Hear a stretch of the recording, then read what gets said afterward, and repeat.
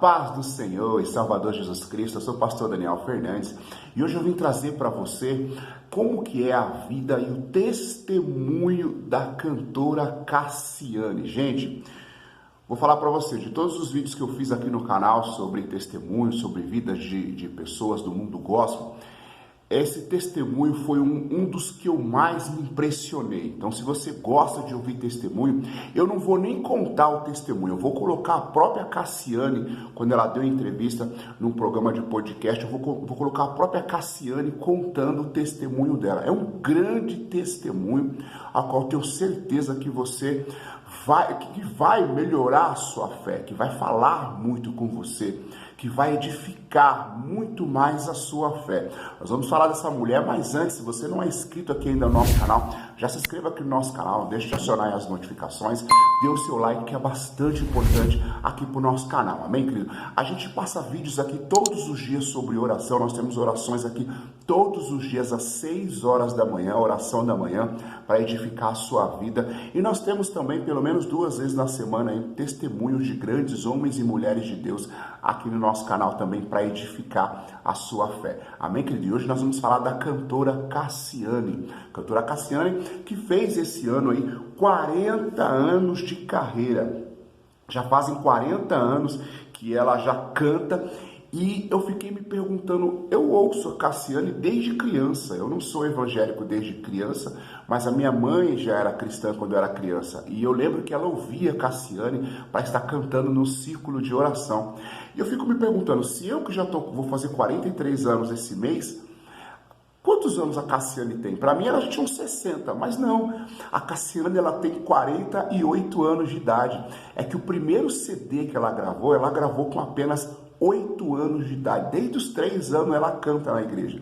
Mas ela gravou o seu primeiro CD com 8 anos de idade. Cantora Cassiane, que é casada com o pastor Jairo. Inclusive, eles postaram vídeos no canal, lá no seu Instagram, dela renovando os seus votos lá em Cancún. Foi uma festa maravilhosa. Ela também tem os seus filhos chamados Jairo, Caio e Joshua. Ela tem 3 filhos abençoados, a qual ela tem. E uma coisa muito interessante da Cassiane também é que ela foi a primeira pastora, a primeira mulher a ser levantada pastora em uma convenção das Assembleias de Deus. Olha só que legal, né? Primeira mulher a ser levantada a pastora em uma convenção das Assembleias de Deus. Olha como é que Deus usa essa mulher. Mas eu não vou mais ficar falando por aqui, eu quero passar o testemunho dela para você. Ouça com atenção o que é que Deus ele pode fazer na minha e na sua vida. Veja esse testemunho, uma mulher que morreu e ressuscitou. Jesus ele ressuscitou a nossa cantora e irmã Cassiane. Dá uma olhada aí no testemunho dela, daqui a pouco eu volto. Mas assim, eu tenho um testemunho de vida, eu morri, ressuscitei. Quê? É. Como assim, gente? A pessoa morreu, ressuscitou? Quando eu tinha 11 meses de idade, eu tive uma enfermidade que na época, durante os dias que eu fui, foram 12 dias seguidos, com a minha mãe indo comigo no hospital 3, 4 vezes por dia. Porque eu comecei a inchar muito, e eu gemia, chorava, mas chegava lá, o médico falava que minha mãe estava com psicose de doença, porque a criança era muito saudável, rosadinha e tal, mas eu tinha 11 meses, então assim, eu tava já andando, e falava algumas palavras, né, mas assim... e os médicos não descobriam. Aí então minha mãe ia, primeiro dia, segundo dia, terceiro dia. Quando chegou no 12º dia, ela estava pela 3ª vez no hospital, em um hospital lá no Rio de Janeiro, Baixada Fluminense. Era aqueles que davam um númerozinho, número tal. Então, né? E assim, muito difícil. E isso há 40 anos atrás. 40 não, quase 50. E aí, quer dizer, 48 anos atrás. Aí a minha mãe falou pra mim depois, né, quando eu comecei a crescer, que eu fui entender, porque eu ouvia o testemunho, porque ela não estava só. Ela tinha uma menina que andava com ela, porque minha mãe, eu sou a 3ª filha. E ela estava grávida da 4ª. Então, ela sempre tinha uma menina que ajudava com bolsa. E essa menina é viva até hoje. Uau. Então, ela é uma testemunha ocular do que aconteceu. Que demais. E aí, quando eu fiquei já adolescente, jovem, eu chamei essa irmã, que é a irmã Regina, pra ela me contar, sem minha mãe estar perto, pra eu ouvir. E assim, é muito real o que aconteceu. E ela começa a contar até hoje e ela chora. Uau. E assim, aí no 12º dia, minha mãe comigo no hospital, ela tentando ser atendida, e a médica... Tava ocupada? Se negou a atender, porque ela pediu para as mães que deixassem ela passar à frente. Aí ela, quando ela foi para ser atendida, a médica, não é o seu número, volta pro seu lugar, e ir comigo. E aí, quando ela conseguiu ser atendida, a médica abriu a manta, me colocou na maca, enfiou o dedo na minha barriga, eu tava muito inchada, e puxou os meus olhos. Aí colocou o estetoscópio pra ouvir. Aí virou pra minha mãe bem friamente e falou, você quer que eu examine um cadáver? Essa criança está morta. Que isso? Foi desse jeito. Gente! E aí, ela sentou, escreveu num atestado de óbito, falando assim, a criança veio a óbito por negligência dos pais, porque não... que socorreram a tempo. Meu Deus! Só que quando eu cheguei lá e ela tentou ser atendida, eu tava viva. Porque eu chorava na sala de espera, né? Como que ela fala que tava... Então, assim, pensa. Então, foi uma situação bem delicada. Hoje eu penso, porque eu já falo como mãe. Como é que seria eu receber uma notícia dessa, né? Imagina. Então, assim, aí aconteceu uma série de coisas dentro desse hospital. As mães que estavam do lado de fora começaram a se revoltar com a médica. Porque, não, a criança chegou viva, você se negou a atender. E aí aquele bafafá. Aquela coisa terrível. Até que ela mesma falou, a senhora, você tem que descer a 3 andares pra entregar esse papel na sala tal com a criança. Então, a minha mãe que tinha que descer. Então, quando ela foi descer, depois de uma confusão, ela, no meio do corredor, ela começou a se sentir mal, porque ela estava grávida. Então, ela se senta no meio do corredor, coloca aquele embrulho. Eu bati aqui. Coloca aquele embrulho do ladinho dela e ela começa a passar mal. E a menina, que hoje é uma senhora, né? A Regina falava assim, irmã Castalha, que é a minha mãe, você tá passando mal, senta aqui, a senhora tá grávida, senta. Aí minha mãe sentou, me colocou do lado e ela começou a chamar uma enfermeira pra socorrer a minha mãe. E eu tô ali, né? E foram passando os minutos. E aí minha mãe, avisa o Del, que é meu pai. Avisa o Del. Aí a menina foi pra procurar um orelhão pra avisar o meu pai, que eu tinha morrido, 15:45 da tarde. Meu Deus! E corre, e ela voltou. Aí, socorre, ela tá grávida.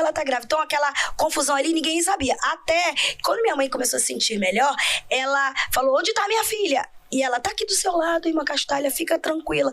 Aí ela pegou e ela olhou assim pra menina e falou assim, eu não fico aqui mais 1 minuto. E fugiu do hospital comigo no braço. Caramba! Então assim, eu falei, dá um filme. Uau! Mas eu fico imaginando tudo que a minha mãe passou naquele momento. Só que aí ela fala assim pra mim, até hoje ela fala, filha, eu saí dali porque foi o sentimento de perda, sabe? A minha filha, a mulher tinha falado que você tinha morrido e eu não queria estar ali naquele lugar.